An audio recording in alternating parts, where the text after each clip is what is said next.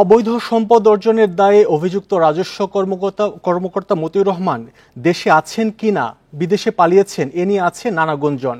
তবে ইন্ডিপেন্ডেন্ট টেলিভিশনের এক সপ্তাহের অনুসন্ধানে নিশ্চিত হওয়া গেছে দেশেই আছেন মতিউর। ঢাকা, চট্টগ্রাম সহ নানা জায়গায় পালিয়ে বেড়াচ্ছেন তিনি, অবস্থান বদল করছেন ঘন ঘন।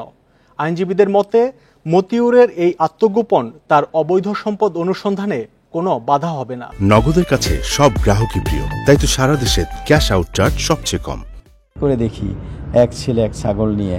মতিউর রহমান দেশে আছেন নাকি নেই এ নিয়ে জলঘোলা কম হয়নি। গণমাধ্যমেও ফলাও করে সংবাদ প্রকাশ হয়েছে চুল ন্যাড়া করে দেশ ছেড়েছেন মতিউর, যদিও তার দেশ ছাড়ার বিষয়ে আদালতের নিষেধাজ্ঞা রয়েছে।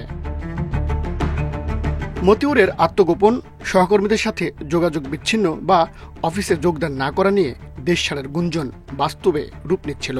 দুদকের আইনজীবীরাও পরিষ্কার না তার অবস্থানের বিষয়ে। বিভিন্ন নির্ভরযোগ্য সূত্র ও তার মোবাইলের লাইভ লোকেশন থেকে ইন্ডিপেন্ডেন্ট টেলিভিশন নিশ্চিত হয়েছে দেশেই আছেন মতিউর। মতিউরের ব্যবহার করা 3টি মোবাইল নম্বরের অবস্থান বিশ্লেষণে দেখা যায় তার ব্যবহার করা গ্রামীণফোন নম্বরটি গত 26 জুন থেকে বন্ধ। সেটির সবশেষ অবস্থান ছিল রাজধানীর বসুন্ধরা আবাসিক এলাকায়। এছাড়া তার রবি নম্বরটির সবশেষ অবস্থান ছিল 4 জুলাই চট্টগ্রামের বাকলিয়ায়। সেদিন থেকেও বন্ধ ওই নম্বরটি। এছাড়া তার ব্যবহার করা বাংলালিংক নম্বরটির সবশেষ অবস্থান ছিল গত 6 জুলাই বসুন্ধরা আবাসিক এলাকায়। সেদিন থেকে বন্ধ ওই নম্বরটিও। মতিউর লাপাত্তা হলেও তার অবৈধ সম্পদের অনুসন্ধান চলছে। পাশাপাশি অবৈধ সম্পদ ক্রোক করার আদেশও দিয়েছেন আদালত। আমাদের আইনে আছে যে উনি যদি সহযোগিতা না করেন সেটার বিরুদ্ধে আরেকটি মামলা হবে, এবং এটি তার অবস্থান লুকানোর থাকা অবস্থাতেই, উনি পলাতক থাকা অবস্থায় তার বিচার কার্য চালানোর মতন আইন রয়েছে, সেই হিসাবেই চলবে। মতিউর অবৈধ সম্পদ অর্জনে করেছেন একের পর এক কারসাজি, তা প্রমাণিত। এখন প্রশ্ন হলো, তিনি সত্যিই কি নিজেকে আড়াল করেছেন নাকি তাকে কেউ আড়াল করে রেখেছেন?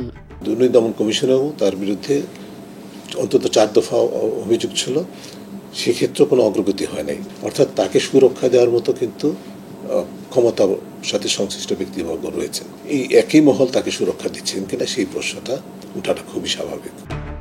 আইন শৃঙ্খলা রক্ষাকারী বাহিনী বলছে মতিউরের অবৈধ সম্পত্তি অর্জনের ব্যাপারে এ পর্যন্ত মামলা না হয় তাকে গ্রেপ্তারের সুযোগ নেই।